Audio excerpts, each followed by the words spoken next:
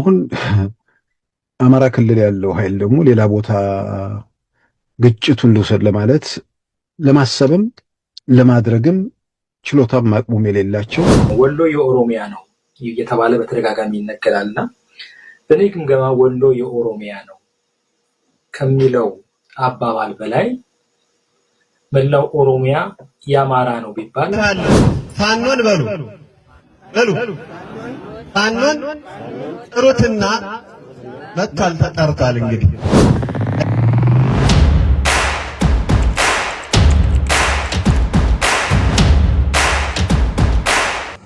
ሰላም እንዴት አላችሁ? ውድ ቤተሰቦቻችን ዘኢትዮጵያ ቻናላችን ዛሬም ወደ እናንተ መድረስ ጀመረ። አማሃ ደገፋ ነኝ። በወቅታዊ ፕሮግራማችን ተመልሰን ተገናኝተናል። በዘኢትዮጵያ ቻናላችን በርካታ ፕሮግራሞች ወደ እናንተ ይደርሳሉ። እነዚህ ፕሮግራሞች በቀዳሚነት ይደርሷችሁ ዘንድ ቻናላችንን ሰብስክራይብ ማድረግ የደወል ምልክቱን መጫን እንዳይዘነጉ ልናስታውሶ እንወዳለን። ከዛ በተረፈ ደግሞ እንዲሁ ደግሞ ቪዲዮቻችንንም ሼርና ላይክ ቢያደርጉልን እጅጉን በአክብሮት ደግሞ ከታላቅ ምስጋና ጋር የምንቀበለው ትብብር ነው የሚሆነው። ያንን ማድረጋችሁን እንዳትዘነጉ ልናስታውሳችሁ እንወዳለን። ወደ ዛሬው ፕሮግራማችን እናልፋለን። ዛሬ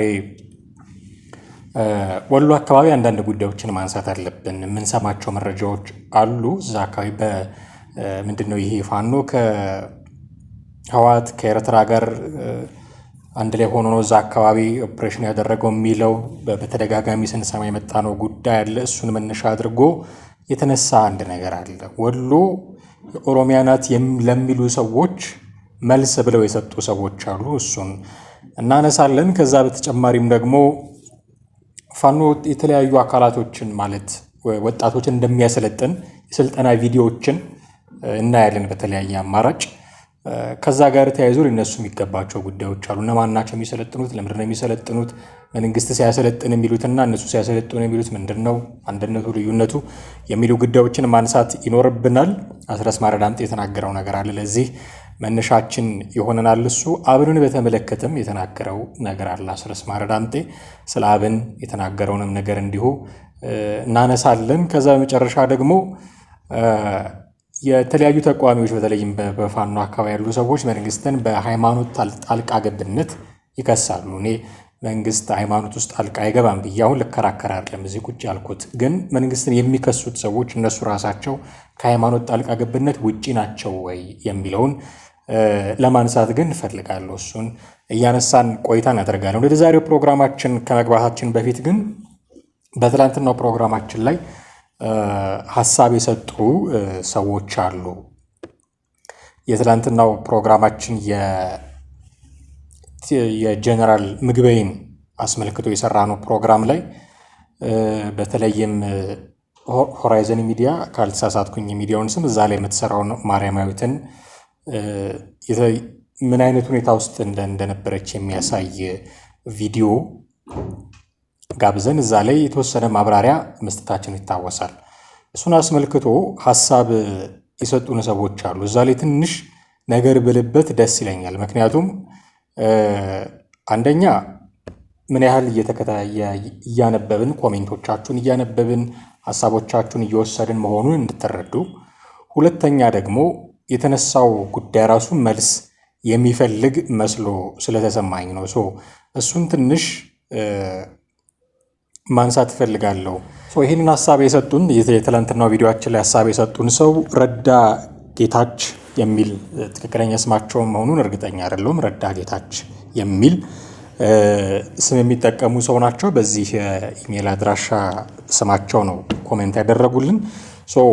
ለእኔም አብረው ለሚሰሩት ሰዎች ነው ጥያቄ ያቀረቡት እንድታዩት እንድትሰሙን እንፈልጋለን በሚል ማርያማዊትን በተደጋጋሚ ታመጣዋታላችሁ፣ ኢሜጇን ትጠቀማላችሁ። ሳይኮፓዝ የሆነች ሰው ነች። የእውቀት ውስንነት ያለባት ሰው ነች። ለምንድን ነው የምታመጧት? እሷን በማምጣት እኛን ኢንሰልት እያደረጋችሁ ነው። ኢቭን ሎው ማይንድድ ብሎ ነው እሱ የተጠቀመውን ቃል ነው የምጠቀመው። ሎው ማይንድድ ብሎ ሁሉ ነውና የጠቀሳት። እቺን ሰው ለምንድን ነው ወደኛ የምታመጡብን? ልንሰማት አንፈልግም ነው በሌላ አማርኛ። ኦኬ አከብራለሁኝ የተመልካቾቻችንን ሀሳብ አከብራለሁ። ግን እቺ ሰው የምታነሳቸው ነገሮች ውሃ ያነሳሉ አያነሱም፣ እንግዲህ እንደየ ተመልካቹ ፍርጃ ነው የሚሆነው። ይቺ ሰው ፍረጃ ውስጥ ባልገባ ደስ ይለኛል በመጀመሪያ ደረጃ። ሲቀጥል ግን ተከታታዮች አሏት። እሷ የምትናገረውን ነገር በሙሉ እውነት ነው ብለው የሚቀበሉ ተከታታዮች አሏት። እሷ የምትናገረው ነገር በሙሉ ለትግራይ ህዝብ ወይ ለአማራ ህዝብ ወይ ለሌላው ህዝብ የሚጠቅም ነው ብለው የሚያስቡ ተከታታዮች አሏት። ሰብስክራይበሮች አሏት። ቪዲዮቿን የሚከታተሉላት ሰዎች አሏት። የእሷን ነገር እዚህ አምጥቶ በመተቸት ምናልባት ተከታታዮቿን ይህም አይነት ሀሳብ አለ የሚል ኢሜጅ መፍጠር ያስፈልጋል። አንደኛ። ሁለተኛ ምንድነው እየተዘዋወረ ያለው አየር ላይ ፖለቲካል ዲስኮርሱ ላይ ምንድነው እየተዘዋወረ ያለው የሚለውን መፈተሽ ያስፈልጋል። ሊያም ይችላል ኦፍኮርስ ስንሰማው ሊደብረን በጣም ደግሞ ሊያበሳጨን ይችላል። ግን ግዴታችን ነው ጋይስ፣ ግዴታችን። ሳንሰማቸው ባሉ ባልታ ልንተቻቸው አንችልም። ሳንሰማቸው እንደው ዝም ብሎ ባሉ ባልታ እንደዚህ ብለው ነበር የሚለውን አምጥተን እዚህ ልንነጋገርበት አንችልም።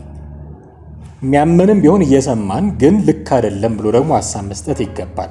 እሷ የተናገረችውን ነገር ፕሮሞት እያደረግን ቢሆን እሷ የተናገረቻቸው ነገሮች አቋማችን አድርገን ይዘን ቢሆን ኦፍኮርስ እሱ ልክ ላይሆን ይችላል። ግን ይሄም አለ የፖለቲካ ውይይቱ ላይ ይሄም አይነት አለ። እንዲህ አይነት አስተሳሰቦችም አሉ። ይሄን አስተሳሰብ እዚህ አምጥተን ቢያመንም ሰምተን ለዛ ደግሞ የሚሆኑ ትችቶችም ካሉ ትችቶች፣ አማራጭ ሀሳቦችም ካሉ አማራጭ ሀሳቦችን ለማቅረብ ነው እንጂ የተከበሩ ተመልካቻችን እንዳሉት ተከታታያችን እንዳሉት እናንተን ኢንሰልት ለማድረግ የማትሰሙትን ነገር እንድትሰሙ ለማለማመድ አይደለም በፍጹም። ከዛ አንጻር አትውሰዱት። እንዲህ ያሉ በጣም ያፈነገጡ አይነት አስተሳሰቦችን ያላቸውን ሰዎች አምጥቶ ሰምቶ እነሱ ላይ ደግሞ እንዲህም አይነት ሌላ ሀሳብ አለ፣ አማራጭ ሀሳብ አለ የሚል ማቅረባችን ጥሩ ይሆናል ብዬ አስባለሁ። ግን ሌሎቻችሁ ምን ትላላችሁ የሚለውን ደግሞ መስማት እፈልጋለሁ። በዚህ ጉዳይ ላይ ብታጋሩን ደስ ይለኛል። ትልቁ ዓላማችን ግን እሷን ብለው የሚከታተሏት ሰዎች የምትናገረው ነገር በሙሉ እውነት ሊመስላቸው ይችላል። እሷ ከምትናገረው ውጪ ሌላ እውነት ላይመስላቸው ይችላል። ስለዚህ እንዲህም አይነት አማራጭ ሀሳቦች አሉ የሚለውን ደግሞ አማራጭ ሀሳብ ለማቅረብም ከሚል መነሻ ነው ይሄንን የምናደርገው እንጂ እናንተን ኢንሰልት ለማድረግ የምናደርገው ነገር እንዳልሆነ በመጀመሪያ እንድትረዱን እንፈልጋለን። በቀጥታ ወደ ዛሬው ፕሮግራማችን ነው የምናልፈው። ወደ ቤተሰቦቻችን እንግዲህ በመግቢያ ላይ ለማለት እንደሞከርኩት ወሎ አካባቢ ጥቂት እንቆያለን። በዛሬው ፕሮግራማችን ሰሜን ወሎ ላይ የተደረገው ነገር ሰሞኑን እንግዲህ በተደጋጋሚ ሰበር ዜናዎችን እንሰማለን። ወሎ አካባቢ እንዲተደረገ እንደዛ ሆነ የሚሉ በርካታ ነገሮች አሉ። ተሰሟቸዋላችሁ በተለያየ አማራጭ ብዬ አስባለሁ። እዛ አካባቢ የተደረገው ነገር አቶ ጌታቸው ረዳ ሲሉ ከነበረው ህወሓት ካወጣው መግለጫ አሁን ትላንትና ደግሞ ሌተናል ጄኔራል ጻድቃን ገብረትንሳኤ ጭምር ከሰጡት ሀሳብ ተነስተው ብዙ ሰዎች የፋኖ ጉዳይ አይደለም ይሄ ጉዳይ የሚል መነሻ አላቸው። እንደው እኔ ብቻ የማወራበት ነገር እንዳይሆን ትንሽ ይህንን ሀሳብ ኢንተርቴን ከሚያደርጉ ሰዎች አንዱ የሆነውን የሲሳይ አጌናን ቪዲዮ ልጋብዛችሁ። እስኪ ቪዲዮውን ጥቂት እንከታተልና ስንመለስ የእኛን ደግሞ መልከታዎች እናገራችኋለን። አብራችሁን ቆዩ። አሁን እነ ዶክተር ደብረጽዮን ያወጡት መግለጫ ላይ ዝም ብሎ አንድ ፖለቲካውን ብዙ ዝርዝር ነገሮች የማያውቅ ሰው እንኳን ለኤርትራ ብለው ባቀረቡት ጥሪ ላይ በሁለታችን ላይ በኤርትራና በትግራይ ላይ ጦርነት ምንድነው ጦርነት በግልጽ አይሉም፣ የጥፋት ደመና አንዣቧል። ይሄን ለመከላከል በሩቅ ለማስቀረት የምንችለውን እናደርጋለን፣ በሩቅ ለማስቀረት የምንችለውን እናደርጋለን የሚለውን የቲፒኤልኤፍ የእሁድ መግለጫና አቶ ጌታቸው ረዳ ባለፈው ሳምንት የሰጡት ቃለ ምልልስ ላይ የኤርትራ ፍላጎት ምንድን ነው የሚለውን ያነሱት ነገር አለ። ኢትዮጵያ የቴክኖሎጂም ሆነ የቁጥር ብልጫ ስላላት ኤርትራ በማናቸውም ሁኔታ ጦርነቱ ድንበር ላይ እንዲጀመር አትፈልግም። ወይ አማራ ክልል ወይ ትግራይ ክልል ውስጥ ጦርነቱ እንዲጀመር ነው የምትፈልገው። ስለዚህ የኢትዮጵያ መንግስት እዛው ወጥሮ መያዝ እየተንደፋደፈ እዛው እንዲቆይ፣ በዚህም የራሳቸውን ዋስትና እናረጋግጣለን ብለው ያስባሉ ነው። ህወሓት ደግሞ ጦርነቱ ትግራይ ውስጥ እንዳይሆን የራሱን ደግሞ ድርሻ ይወጣና በርቀት ለማስቀረት ስለዚህ ጦርነት ብለው ታጣቂም አደራጅተውም ብለው በሰሜን ወሎ በኩል እንቅስቃሴ ያደረጉት የዚህ ውጤት መሆኑን የበለጠ መግለጫውን ያየም ሰው የበለጠ ይረዳዋል። ጦርነቱን ወይ ደግሞ አደጋውን ከርቀት ለማስቀረት አቶ ጌታቸው እንዳሉት ኤርትራ በማናቸው ሁኔታ ጦርነቱ ድንበር ላይ እንዳይጀመር ወደ አማራ ወደ ትግራይ፣ ህወሓት ደግሞ ጦርነቱን በርቀት ለማስቀረት ስለዚህ እነሱ ጋር ሳይደርሱ አማራ ክልል ላይ ግጭቱ እንዲቀር እዛው መንግስት እየተንደፋደፈ እነሱን እንዲረሳና እነሱ የራሳቸውን ፍላጎት ከተዳከመ በኋላ ከዛ በኋላ የምናደርገውን እናደርጋለን ብለው የሚያደርጉት እርምጃ ማለት ነው። አሁን አማራ ክልል ያለው ኃይል ደግሞ ሌላ ቦታ ግጭቱን ልውሰድ ለማለት ለማሰብም ለማድረግም ችሎታም አቅሙም የሌላቸው የተበታተኑ ያልተደራጁ፣ ተደራጅተው እኮ አንድ ወጥ መሆን ቢችሉ ኖሮ ትንሽ እኮ መገዳደር ይችሉ ነበር። ስለዚህ አሁን የሆነ ቦታ ላይ ጉዳይ አስፈጻሚ ሆነው ግጭቱ በአማራ ክልል ላይ በተለያዩ ቦታዎች ላይ እንዲሆን እየሞከሩ ነው ማለት ነው። ሰሜን ወሎ ላይ እንዲህ አይነት ጉዳዮች ካሉ አሁን ሲሳይ ያለው ምንድነው? በሰሜን ወሎ የተደረገው ነገር አደጋውን በሩቁ ለማስቀረት የተደረገ ጥረት ነው። በሩቁ ለማስቀረት ከሁለቱ ወገኖች፣ አንደኛ ኤርትራ አደጋው ወደ እሷ እንዳይመጣ ትፈልጋለች። ያንን አደጋ በተቻለ አቅም ከእሷ ማራቅ ትፈልጋለች። ይህንን አጀንዳ የተቀበለው ህወሓትም አደጋውን ከራሱ ማራቅ ስለሚፈልግ ፋኖ ላይ ጣለው ነው። አሁን ያስገረመኝ የሲሳይ እይታ ፋኖም ቢሆን ይህንን አደጋ ከራሱ ማራቅ ይፈልጋል፣ ግን ማድረግ አይችልም፣ አቅሙ የለውም። ሌላ ቦታ መውሰድ ስለማይችል ጉዳይ አስፈጻሚ ብቻ ሆኖ ቀርቷል ነው የሚል። በቃ ጉዳይ አስፈጻሚ የኤርትራ እና የህወሓት ጉዳይ አስፈጻሚ ሆኖ ቀርቷል። አሁን ይሄ ሲባል በተደጋጋሚ ከዚህ በፊትም ዛሬም ከተወሰኑ ሰዓታት በፊት ከመሳይ መኮንን ጋር ቆይታ አድርጎ ነበር አስረስ። የመንግስት ሰዎች እዛ አካባቢ ያሉ ደግሞ ትኩረት አድርገው የሚሰሩ ሰዎች ጉዳዩን የኛ ጉዳይ እንዳልሆነ አድርገው ለማውራት ይፈልጋሉ። የኤርትራም የህወሓትም ጉዳይ አድርገው ለማውራት ይፈልጋሉ። እንደፈለጉ ያድርጉት፣ ግን ያደረግነው እኛ ነን የሚል ነገር ደጋግሞ አስረግጦ ሲናገር እየሰማ ነው። ስለዚህ ምንም ግንኙነት የለንም ነው። በሌላ አማርኛ ከምትሏቸው አካላት ጋር ግንኙነት ቢኖረን ደስ ይለናል፣ ግን የለንም ነው። አሁን ተጨማሪ ማስረጃ ሆኖ የመጡት ሰው ሌተናል ጄኔራል ጻድቃን ገብረትንሳኤ ናቸው። ጻድቃን ገብረትንሳኤ ትላንትና ኤንቢሲ ላይ ሰፋ ያለ ቆይታ ነበራቸው። በዚህ ቆይታቸው ላይ ካነሷቸው ነገሮች መካከል አንዱ ሻዕቢያ ህወሓትን እና ፋኖን የመሳሰሉ አካላትን ተጠቅሞ ኢትዮጵያ ውስጥ ትልቅ ነገር ማድረግ ይፈልጋሉ፣ ትልቅ ሚስ መፍጠር ይፈልጋሉ፣ ጥምረት ፈጥረው የሚል ነገር ተናግረዋል። የቅርብ ጊዜ ጉዳይ አይደለም ይሄ ጉዳይ። እኔ የጊዜያዊ አስተዳደር ውስጥ እያለሁ ጭምር ይነሳ ነበረ ከኤርትራ ጋር አብሮ የመስራት ጉዳይ ብለውም ጥቁምታ ሰጥተዋል። ስለዚህ ዝም ብሎ ድንገት ስፓርክ ያደረገ ነገር አይደለም፣ ሲንከባለል የመጣ ነገር ነው። ውስጥ ያለን ሰዎች ብንቃወመውም በእጄ ሊለን አልቻለም። በደብረ ጽዮን የሚመራው ህወሓት ያንን ነገር ከፋኖ ጋር አድርገውት ኢትዮጵያ ውስጥ ትልቅ ችግር ለመፍጠር እየሰሩ ነው የሚል ነገር ተናግረዋል። ለእሳቸው ምላሽ ሲሰጡ አልሰማውም። ሜቢ ትላንትና ስለሆነ ገና ንግግሩን የተናገሩት፣ ከዚህ በኋላ ምላሾች ሊኖሩ ይችላሉ ብዬ እጠብቃለሁኝ። ግን እሳቸውም ደግሞ አሁን ተጨማሪ አንድ ተናጋሪ ሆነው መጥተዋል። ከዚህ በፊት አቶ ጌታቸው ረዳ ይህንን ይናገሩ ነበረ። አሁን ሌተናል ጄኔራል ጻድቃን ገብረትንሳኤን መናገር ጀመሩ። ውጭ ጉዳይ ሚኒስቴር ለተባበሩት መንግስታት ድርጅት ባስገባው ደብዳቤ ላይ የሚችን ነገር ጠቅሶ ተናግሯል።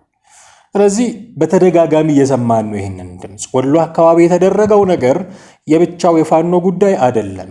ጉዳያቸውን ከድንበራቸው ማራቅ የሚፈልጉ አካላት ረጅም እጃቸው የታየበት ነው። ፋኖም ይህን ነገር ከአማራ ክልል ማራቅ ይፈልግ ነበረ፣ ግን አንፎርቹኔትሊ አቅም ስለሌለው ይለናል ሲሳይ አጌና፣ አቅም ስለሌለው ይህንን ማድረግ አልቻለም፣ ጉዳይ አስፈጻሚ ብቻ ሆኖ ቀርቷል የሚል ትንታኔ ነው የሚሰጠው በአብዛኛው። ኦኬ ኤርትራም ታድርገው ህወሓትም ያድርገው ፋኖ በራሱ የሚያደርገው ይሄንን ነገር ወሎ ላይ ግን አሁናዊ ጉዳዮች ትኩስ ናቸው ያሉት።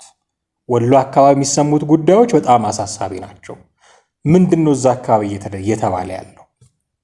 በጣም ያስደነግጠኝን ሐሳብ የሰጠው እንግዲህ አሁን ወሎ ላይ ጦርነቶች፣ ድድሎች፣ ጋሸና፣ ወልዲያ ምናምን የሚባሉ ቋንቋዎች መበረከታቸውን ተከትሎ የመጣው አንዱ ትልቁ ነገር ምንድነው? የወሎ የባለቤትነት ጥያቄ። የወሎ የባለቤትነት ጥያቄ ወሎን ክልል የማድረግ እንቅስቃሴ ያላቸው ሰዎች ከዚህ በፊት በተለያየ አጋጣሚ ስንሰማቸው የነበሩ በርካታ ሰዎች አሉ። የእነሱ እንቅስቃሴ ያለ ፕላስ አሁን ወሎ የማንነት ጥያቄ ተነስቶባታል። ወሎ ብቻ ሳይሆን ብለው ደግሞ ሌላ ጥያቄ ያነሱ ሰዎች አሉ። ፋሲሌን ያለም በጣም ያስገረመኝን ጥያቄ አንስቷል። እስኪ መጀመሪያ ፋሲል የተናገረውን ነገር ጥቂት ሰምተን እንመለስ። ከዛ የምናነሳቸውን ጉዳዮች እያነሳሳን እንቀጥላለን። አብራችሁን ቆዩ። አሁንም ወሎ የኦሮሚያ ነው እየተባለ በተደጋጋሚ ይነገራልና በእኔ ግምገማ ወሎ የኦሮሚያ ነው ከሚለው አባባል በላይ መላው ኦሮሚያ የአማራ ነው ቢባል በተሻለ ማስረጃ ማረጋገጥ ይቻላል። በእኔ ግምገማ ወሎ ኦሮሚያ ነው የሚለውን ቃል ተውና በብሔር ፖለቲካ አይን መነጽር እንየው ከተባለ ወሎ ኦሮሚያ ነው ከሚለው በላይ መላው ኦሮሚያ የአማራ ነው የሚለውን በታሪካዊ ማስረጃ ማረጋገጥ ይቻላል። በታሪካዊ ማስረጃ መስፈርቱ ታሪክ ይሁን ዕውቀት ይሁን መዛግብት ይሁን ከተባለ ተወሎን አጠቃላይ ኦሮሚያ የማን እንደነበረ ይታወቃል። ግን እንዲህ አይነት አሳሰብ ግን አማራ ክልል ውስጥ የለም። ሰፊ ነው፣ ኢትዮጵያ ነው የሚለው ህዝቡ። አሁንም በደሉ ስለበዛበት ነው እንጂ በብሔሩም ተደራጅቶ የታገለ ያለው በሃይማኖቱ አይደለም፣ በብሔሩ ነው። እስላም ክርስቲያን ሳይል ምክንያቱም እየተጠቃ ያለው በእስላምነቱ በክርስቲያነቱ ሳይሆን በአማራነቱ ስለሆነ ነው በጋራ የታገለ ያለው። ለማምጣት የሚፈልገውም ሁሉም ሃይማኖቶች ኢትዮጵያ ውስጥ በኩልነት ተከብረው ሁሉም ማህበረሰብ በኩልነት ተከብሮ የሚኖርበት ነፃነቱ ተረጋግጦት የሚኖርበት ሀገር ለመመስረት ነው፣ ሌላ አይደለም። እኔ ፋኖ እንደ ተቋም ለአንድ ሃይማኖት እኩልነት ነው ለአንድ ሃይማኖት የበላይነት ነው የምታገለው ብሎ በአደባባይ በድርጅት ደረጃ ቀርጾ ቢታገል የመጀመሪያው የፋኖ ተቃዋሚ ይሆናል። የመጀመሪያው የፋኖ ተችም ይሆናል። እንደሰማችሁት ወሎ የኦሮሞ ናት እና ኦሮሞ ራሱ የአማራ ነው የሚል ሁለት ትርክቶች ናቸው ፊት ለፊት የተጋጠሙት። ወሎን ክልል ለማድረግ እንቅስቃሴ ያላቸው ሰዎች አሉ። ወሎ የኦሮሚያ ናት የሚሉ ሰዎች አሉ። አሁን ደግሞ በጠቅላላ ኦሮሚያ ራሱ የአማራ ናት የሚል ጥያቄ የሚያነሱ ሰዎች ነው የመጡት። ኢትዮጵያ ውስጥ ያለው ፌዴራሊዝም በመዋቅር ደረጃ ካልተስተካከለ ይሄ ነገር ይቀጥላል። ማቆሚያ አይኖረውም ጋይስ። በቃ ይቀጥላል። ምንም አይነት ማቆሚያ ነው የማይኖረው። ከዚህ በፊት ወልቃይት ይባል ነበረ፣ ራያ ይባል ነበረ፣ መተከል ይባል ነበረ፣ ደራ ይባል ነበረ። ከዛ ወሎ መባል ጀመረ። አሁን ከፍ ያለ ነገር መጣ። ኦሮሚያ ራሷ ጭራሽ የአማራ ናት። የባለቤትነት ጥያቄ የማን እንደነበረ እናውቃለን ምናምን የሚሉ ጉዳዮች መነሳት ጀመሩ። እንደዚህ አይነት ጥያቄዎች ማቆሚያ የላቸውም። አሁን በምንመራበት ህገ መንግስት፣ አሁን በምንመራበት አወቃቀር ፌዴራሊዝማችን ላይ ሆነን እዚህ ላይ ቆመን እንዲህ አይነት ጥያቄዎችን ማስቆም የምንችልበት ምንም አይነት እድል የለንም። ነገ ከነጎዳ የሆነ ሰው ተነስቶ የሆነ ቦታ ለማድረግ ሲጥር ልናየው እንችላለን። በዛ አቋም ውስጥ የተሰባሰቡ ሰዎችን አስበሱ ፓርቲ ሲመሰረት ልናየው እንችላለን። ስለዚህ እንዲህ አይነት ጥያቄዎች ከመሰረቱ ሊፈቱ የሚችሉት መዋቅራዊ ማስተካከያ በማድረግ ብቻ ነው የሚል አቋም ነው ያለኝ እኔ ፐርሰናሊ። አለዛ እንዲህ አይነት ጥያቄዎችን ማስቆም የምንችልባቸው ምንም አይነት እድል የለንም። ተመሳሳይ ጥያቄዎች አሉ። አሁን በደንብ ጎልተው የተነሱት የወልቃይትና የራያ። በነገራችን ላይ ኮሎኔል ደመቀ ዘውዱ ወደ አዲስ አበባ ተጠርተዋል የሚል መረጃዎች እየወጡ ነው። ምን አይነት አዳዲስ ጉዳዮች ሊኖሩ እንደሚችሉ ወልቃይት ላይ እርግጠኛ ሆኖ መናገር ባይቻልም ወደ አዲስ አበባ ተጠርተው ለምክክር ወደ አዲስ አበባ ተጠርተዋል የሚሉ መረጃዎች አሉ። ምናልባት ከዛ በኋላ መረጃዎች የሚወጡ ከሆነ ተከታትለን የምንመለስበት ነው የሚሆነው። ግን ወልቃይትም ሲባል እንዲሁ ነው። የትግራይ ነው የአማራ ነው። ራያ የትግራይ ነው የአማራ፣ መተከል የአማራ ነው የቤንሻንጉል ነው፣ ደራ የአማራ ነው የኦሮሚያ ነው። በርካታ ጥያቄዎች አሉ። እነዚህ በጣም የጥያቄዎች የገነኑባቸው ቦታዎች ናቸው እንጂ ሲዳማ ክልልና ኦሮሚያ ክልል አካባቢ፣ ሶማሌና ኦሮሚያ ክልል አካባቢ፣ አፋርና በጣም በርካታ ጥያቄዎች ይነሳሉ። ጉራጌ አካባቢ እንደዚህ አይነት ጥያቄዎች ይነሳሉ። ደቡብ ክልል በደንብ በስፋት ያለ ጥያቄ ነው። ይህ አይነት ጥያቄዎች መቆም የሚችሉት መዋቅራዊ ማስተካከያ ስናደርግ ብቻ ነው። ካለዛስ ጥያቄው መነሳቱ ምናልባት መጥፎ ላይሆን ይችላል፣ ግን ጥያቄውን ተከትሎ የሚመጡት ችግሮች ደግሞ ብዙ ናቸው፣ በጣም ብዙ ናቸው። የጸጥታ መደፍረሶች፣ ጦርነቶች፣ ውጊያዎች ይህን ተመልክቶ ሊመጡ ይችላሉ። ይህንን ማን ነው ማስቆም የሚችለው? እንዲህ ማድረግ አትችሉም እንዳይባሉ ህገ መንግስታዊ መብታቸው ነው። ማንነታቸውን መጠየቅ ይችላሉ። የኔ ነው የእኛ ነው መባባል ይችላሉ። እኔ የከሌ ወገን ነኝ መባባል ይችላሉ። ህገ መንግስት ይፈቅድላቸዋል። ስለዚህ አትችሉም ብለህ ልታስቆማቸው አትችልም። ዝም እንዳትል ደግሞ ችግሮች እየተፈጠሩ ነው። ውጊያዎች፣ የሰው መሞቶች፣ የቦታ መቀማማቶች፣ ለሀገር የማይበጁ በጣም ደግሞ ቁርሾ የሚያስቀምጡ ጉዳዮች እየተፈጠሩ ነው። ምንድን ነው እዚህ አካባቢ ፋይንቲውን ማድረግ ያስፈልገናል። አድርጉ ተው እንዳትላቸው ህግ አይፈቅድልህም፣ እንዳትተዋቸው ሰላም የለም። ይሄን ያማከለ ነገር ያስፈልጋል። ይሄን ማድረግ የምንችለው በመዋቅራዊ ማስተካከያ ነው ብዬ አምናለሁ። ይሄን መዋቅራዊ ማስተካከያ ማድረግ እስካልቻለን ድረስ እንዲህ አይነት ጥያቄዎች መነሳታቸው የሚቀር አልመሰለኝም። ተገዶ ነው እንጂ ይላል ፋሲሌን ያለም አማራ ተገዶ ነው እንጂ እንዲህ አይነት ጥያቄ የሚያነሳው በብሔሩ ባይደራጅ ይመርጥ ነበረ የሚል ነገርም ያነሳል። ኦኬ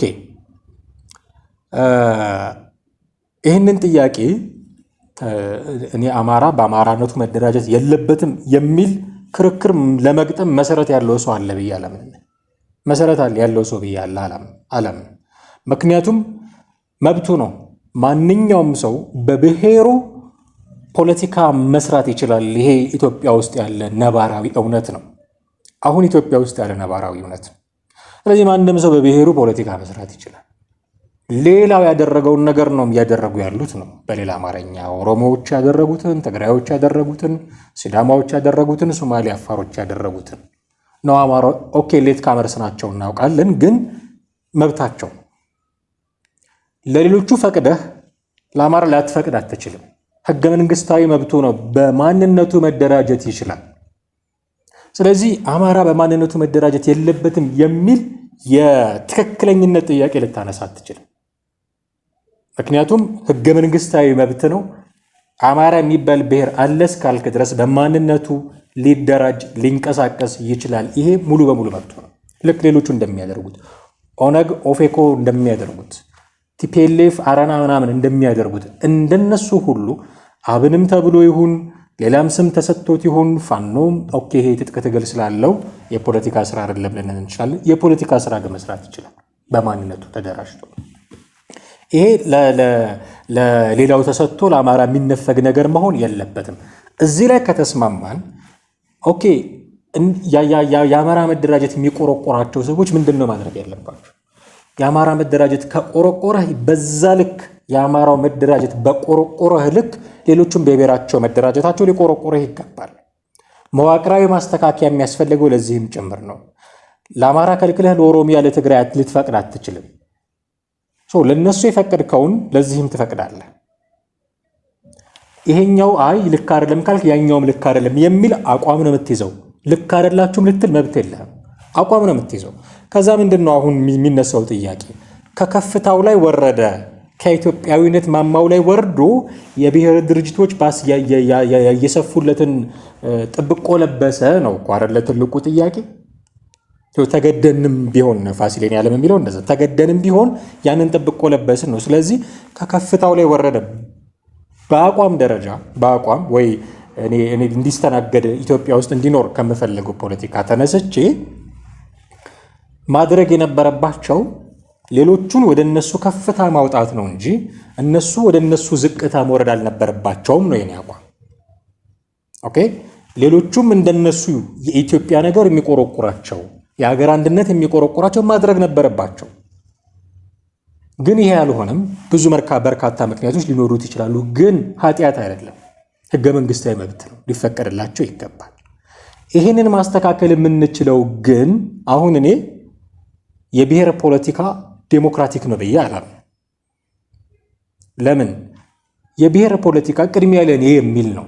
እኛና እነሱ የሚል ትርክት አለው። ማንኛውም ባለስልጣን ስልጣን ላይ ሲወጣ ከብሔሩ አንጻር ነው የሚገመገመው።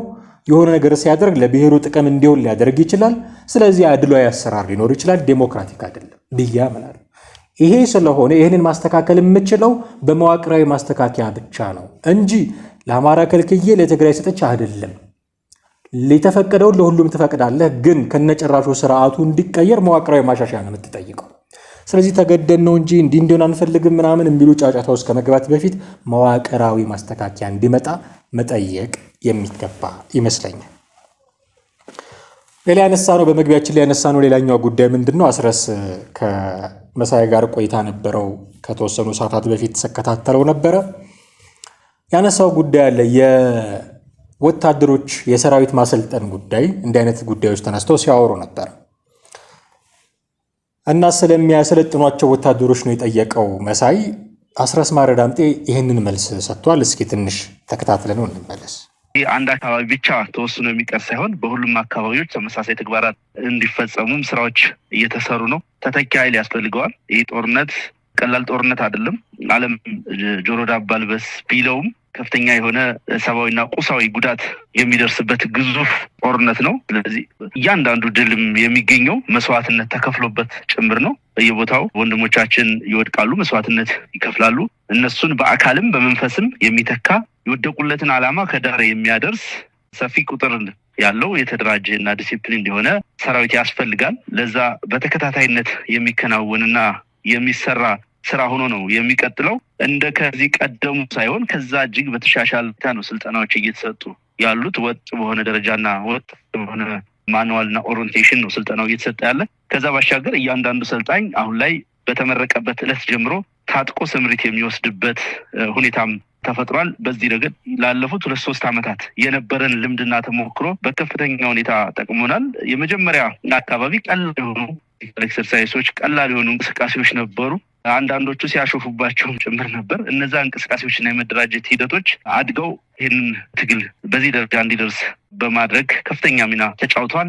አሁን ላይ ከዛ አልፎ ዩኒፎርም የለበሰ ኦኔት ያደረገ በቂ የሆነ አልባሳት እና ወታደራዊ ቁሳቁስ የተሟላለት ሰራዊት ነው እየሰለጠነ ያለው። እያንዳንዱ ሰራዊት ደግሞ በሚሰለጥንበት ቀጠና ከፍተኛ የሆኑ ጦርነቶች እና አውደ ውጊያዎች የሚደረጉበት በመሆኑ በቀላሉ የቡድን መሳሪያዎችንም የሚለምድ የነፍስ ወከፍ መሳሪያዎችን ብቻ ሳይሆን በአጠቃላይ በራሱ በጦርነት ድባብና አውድ ውስጡ ነው የሚሰለጥን ሰራዊት ስለሆነ ትኩስ እና የጦርነት ሂደቱን ብዙ ደረጃዎች ከፍ ሊያደርግ የሚችል ኃይል ማምረቱን እንደቀጠልን ነው። ብዙ ቦታ ላይ ወጥነት ባለው መንገድ በእያንዳንዱ አካባቢ ይሄ ስልጠና ሁኔታ እንዲቀጥል ይደረጋል። አዳዲስ ሰልጣኞችን ብቻ ሳይሆን ነባሩ ኃይልም እንዲሁ እንዲሰለጥን እና እንደ አዲስ እየተደራጀ የምንከፈለው መስዋዕትነት በሚያሳንስ መንገድ ድሉን ደግሞ በሚያፈጥን መንገድ የመፈጸም አቅሙ ወታደራዊ ድሎችን የማግኘት አቅሙ እንዲዳብር ስራዎች እየተሰሩ ነው። እንግዲህ የአስረስ ምላሽ ይሄ ነው። ከዚህ ምላሽ ምን ተረዳችሁ? ከዚህ ምላሽ መንግስት ወታደሮችን በተለያየ አጋጣሚ መከላከያ ሰራዊቱ ሲያሰለጥን ከተለያዩ ቦታዎች ለመመዝገብ ለመከላከያ ሰራዊት አባል ለመሆን ለመመዝገብ ሰልፎች ሲያሳየን፣ በመኪና ጭኖ ወደ ስልጠና ቦታዎች ሲወስድ ሲያስመረቅ ሲያሳየን ከሚነሱ ትችቶች መካከል አንዱ መንግስት እየተሸነፈ ስለሆነ ወታደሮቹ እያለቁ ስለሆነ እነሱን ለመተካት ነው በዚህ መጠን ሰፊ ስልጠና የሚያደርገው የሚል ትችት አንድ ትንችት ይነሳል። ይሄንን ይዘን አሁን የአስረስ የሰጠውን ንግግር ደግሞ ሁለቱን ፊት ለፊት ስናስተያይ ምን አይነት ነገር ተከስቶ ሊሆን ይችላል?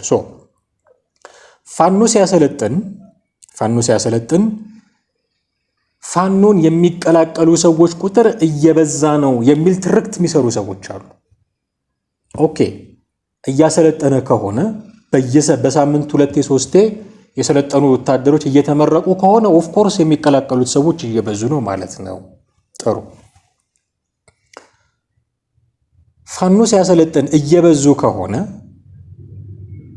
ፋኖን የሚቀላቀሉ ሰዎች እየበዙ ከሆነ መንግስት ሲያሰለጥንስ የመንግስትን ኃይል ፈቅደው የሚቀላቀሉ ሰዎች እየበዙ ነው ለሚለው ትርክት ለምንድን ነው ጆሮአችንን የማንሰጠው የሚል ጥያቄ እናነሳለን። ግን እሱ ብቻ አይደለም ጉዳዩ። የመንግስትን ጉዳይ ሲያነሱ ወታደሩ ስላለቀበት ለመተካት ነው ነበረ የሚባለው። ከዛ የፋኖ ሲሆን ደግሞ እኛ ጋር የሚመጡ ወጣቶች እየበዙ ስለሆነ ነው። ጉዳዩ ተመሳሳይ ነው። ኢንተርፕሪቴሽኑ የተለያየ ነው። አሁን ይሄ ትርክት ጊዜው እንዳለፈበት የነገረን አስረስ ማረ ዳምጤ ምን አለ? አስረስ ማረ ዳምጤ ተተኪ እንዲሆኑ ነው የሚሰለጥኑት ብሏል። ሰምታችሁታል። ቪዲዮን ጋብዣችኋል። ተተኪ እንዲሆኑ ነው የሚሰለጥኑት። ኦኬ፣ መንግስት ተተኪ እንዲሆኑ ነው የሚያሰለጥኑት ለሚለው ንግግራቸው መንግስት ተሸንፏል የሚል መነሻ ነው ያመጡት። መንግስት ወታደሮቹ እያለቁበት እየተሸነፈ ስለሆነ አዲስ ኃይል ማምጣት አስፈልጎታል ካሉ አሁን አስረስ ማረ ዳምጤ ምን እያለ ነው? ተተኪ ስለሚሆኑ ተተኪ እንዲሆኑ ነው የምናሰለጥናቸው። ስለዚህ እየተሸነፋችሁ ነው ማለት ነው። ለመንግስት ሲሆን መሸነፍ፣ ለእናንተ ሲሆን ማሸነፍ ሊሆን አይችልም። ተመሳሳይ ነው፣ ጉዳዩ አንድ ነው። እኔ አሁን ፋኖ አሸንፏል፣ ፋኖ ተሸንፏል፣ መንግስት አሸንፏል፣ መንግስት ተሸንፏል የሚል ክርክር ውስጥ አይደለም የገባሁት። ጉዳዩ አንድ ነው። ስልጠና ማሰልጠን ነው። ስልጠና ማሰልጠን የሚባል አንድ ጉዳይ ላይ የተለያየ አይነት ኢንተርፕሪቴሽን እየተሰጠ ነው። እሱን እናስተካክለው ነው። ለፋኖ ሲሆን የሚቀላቀል ሰው ቁጥር እየበዛና እያሸነፈ ነው። ለመንግስት ሲሆን እየተሸነፈና ተተኪ እያመጣ ነው ይባል ነበር እስከ ዛሬ። ዛሬ ግን አስረስ ምን አለ? ተተኪ ያስፈልገናል፣ ለዛ ነው የምናሰለጥነው። ተተኪ ያስፈልጉናል ማለት ያሰለፍናቸው አልቀዋል ማለት ነው። ልክ ለመንግስት እንዳላችሁት አልቀዋል ማለት ተሸንፋችኋል ማለት ነው። ልክ ለመንግስት እንዳላችሁት ይሄንን ብታጠሩልን ጥሩ ነው።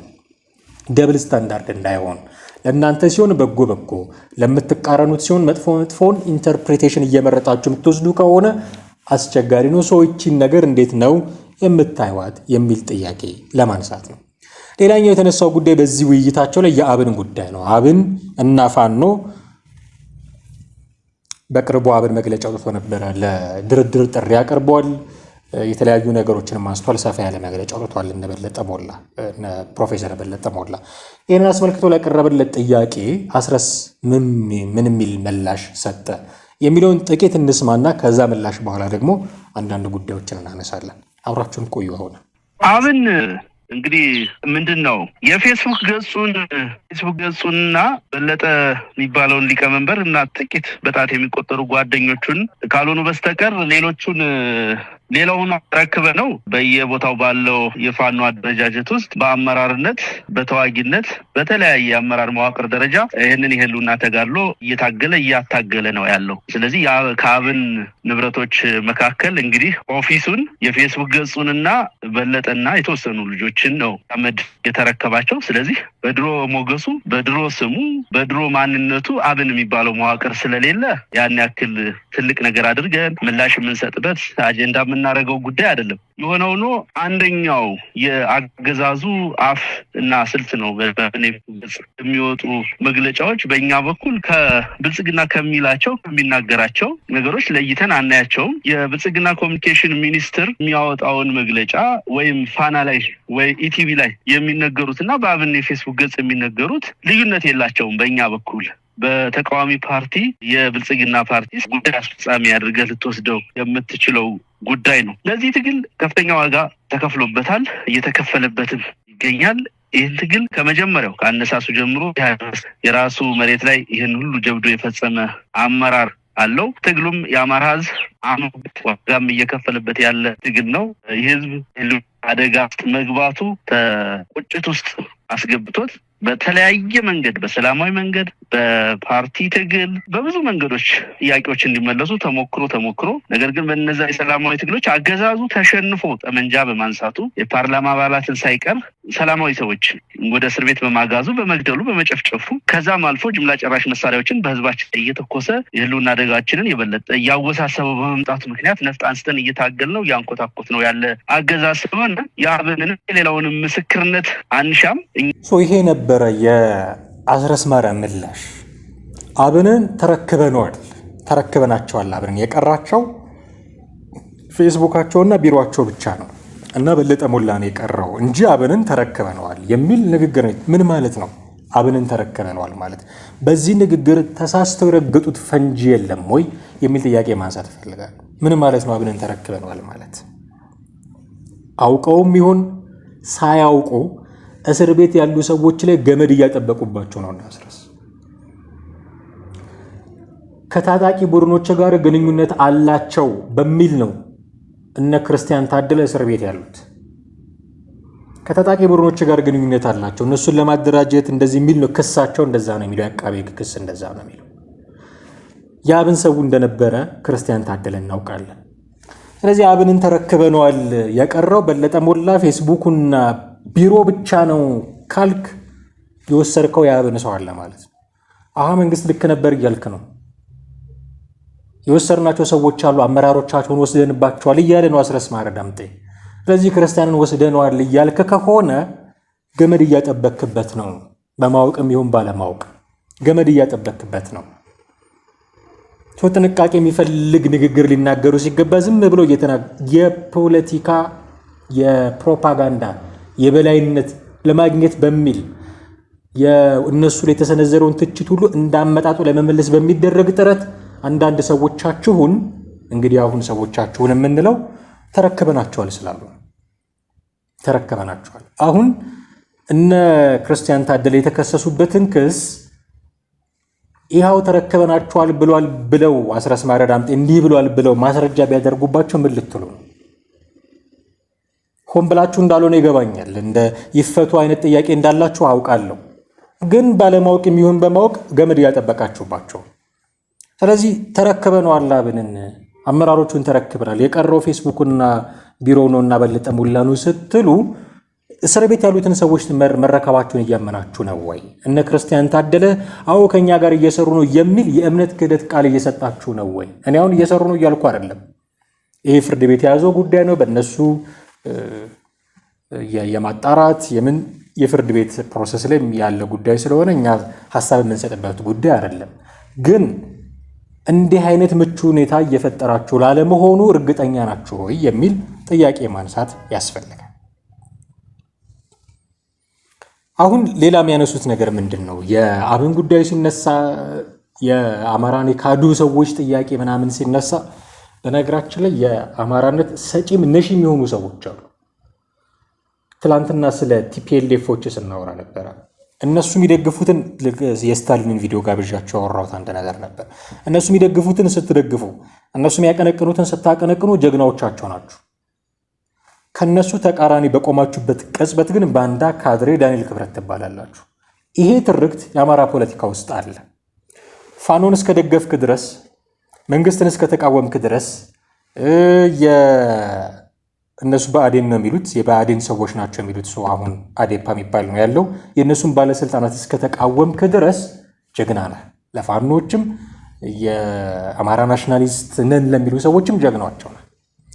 ይሄንን መቃወም በጀመርክ ቅጽበት ካድሬ ነህ ምናምን አይደለም የሚለው አማራ አይደለህም ነው የሚባለው። ስም የሚሰጥህ እንደዛ ነው።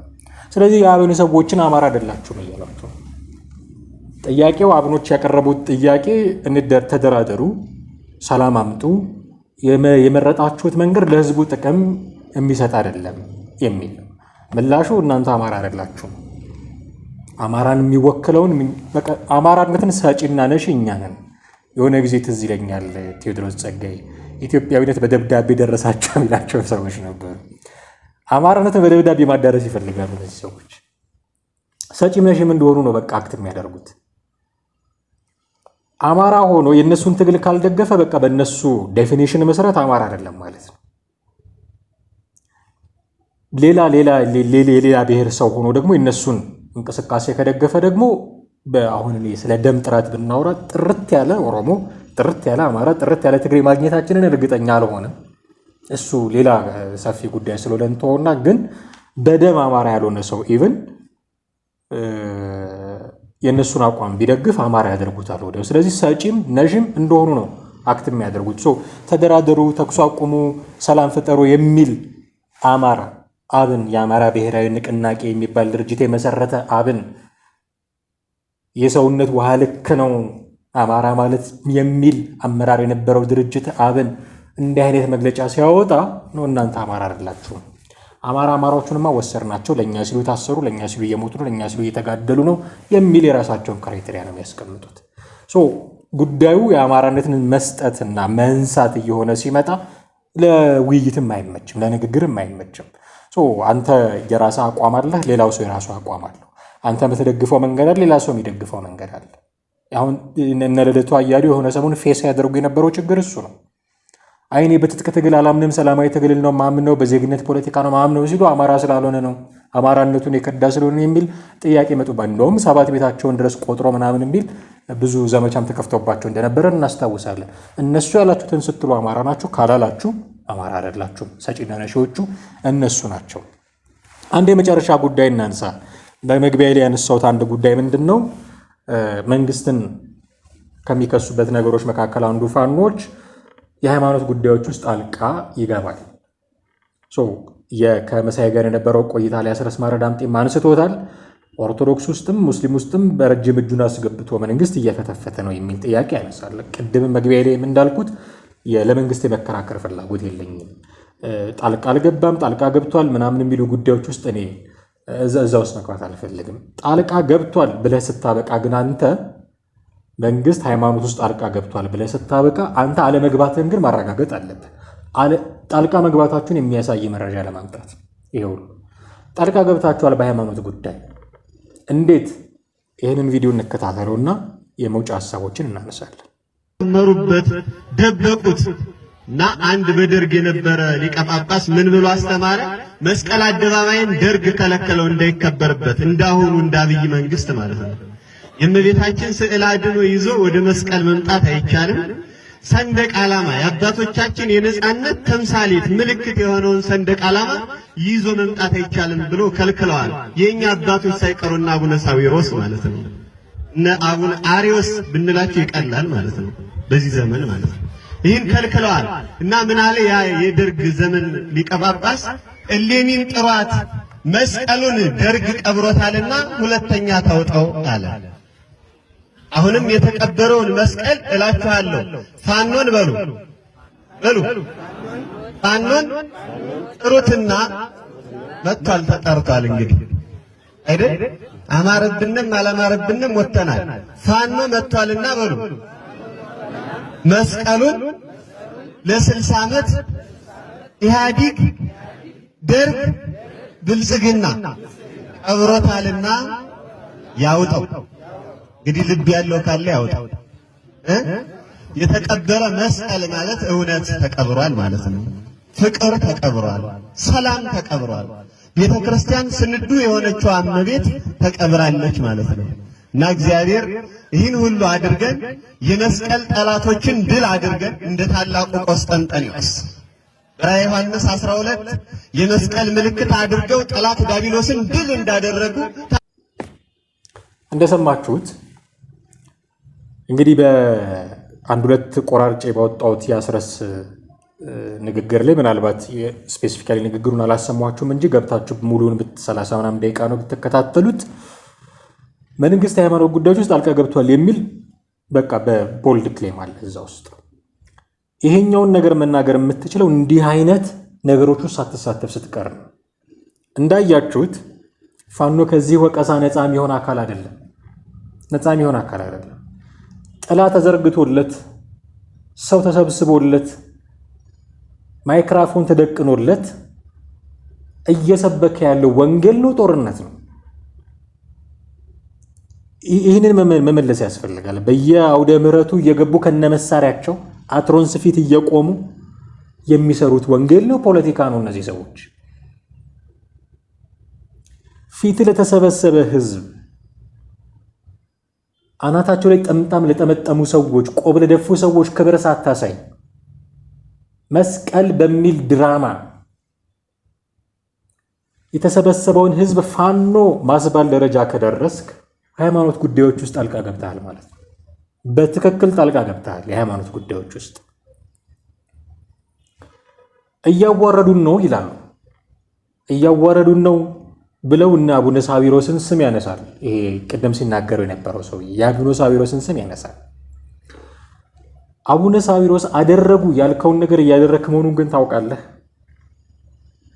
ብዙ ሰዎች ፋኖ ላይ የሚያነሱት አንዱ ጥያቄ ምንድን ነው? ፋኖ የሚዋጋው ለኦርቶዶክስ ነው የሚል ጥያቄ ነው የሚያነሱት። እውነት ናችሁ እያልክላቸው ነው። ቤተ ክርስቲያኒቱ የምትገረፍበትን አርጩሜ እያቀበልክ ነው። ማይክ ይዘህ ጥላ ተዘርግቶላ ወደ ምሕረት ላይ ቆመ ሰውን ፋኖ ስታስብለው ልክ ናችሁ እያልካቸው ነው። ሰሞኑን ጥያቄ ለሚያነሱ ሰዎች ሞዓ ተዋህዶ እያሉ ሲጮሁ ለነበሩት ሰዎች ልክ ናችሁ እንኳ አርጩሜ ግረፏት ቤተክርስቲያንን እያልክላቸው ነው። እንዲህ እያልክ አውደ ምሕረት ላይ ቆመህ እየሰበክ አይ ፋኖ እንዲህ አይደለም ብትል እውነቱ እኮ እሱ ነው። እውነቱ ቤተ ክርስቲያኒቱና ፋኖ የሚያገናኛቸው ነገር የለም የሚለው ነው። ግን እንዲህ አይነት ሰርጎ ገቦች እየገቡ ግን ስም ያጠለሻሉ።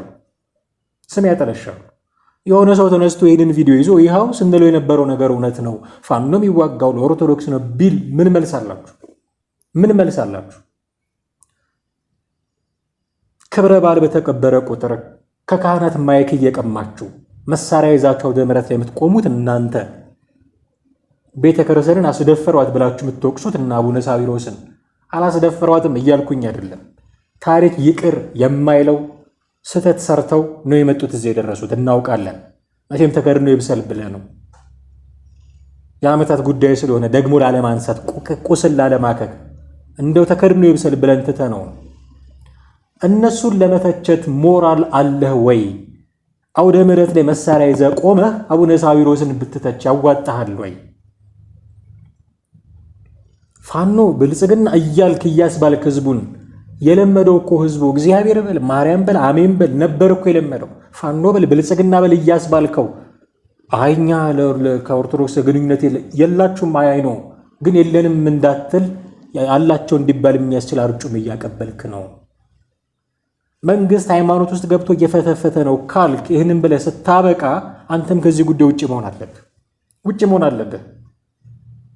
እዛ ገብተህ ለምንድን ነው የምታስተምረው? እኔ ስብከት ወንጌል አይደለም ይሄ የሰማችሁት። መስቀሉን ቆስጠንጢኖስ እንደዚህ ፋኖ መጥቷልና መስቀሉን አውጣ በሉት ምናምን፣ ይሄ ወንጌል አይደለም። ወንጌል አይደለም።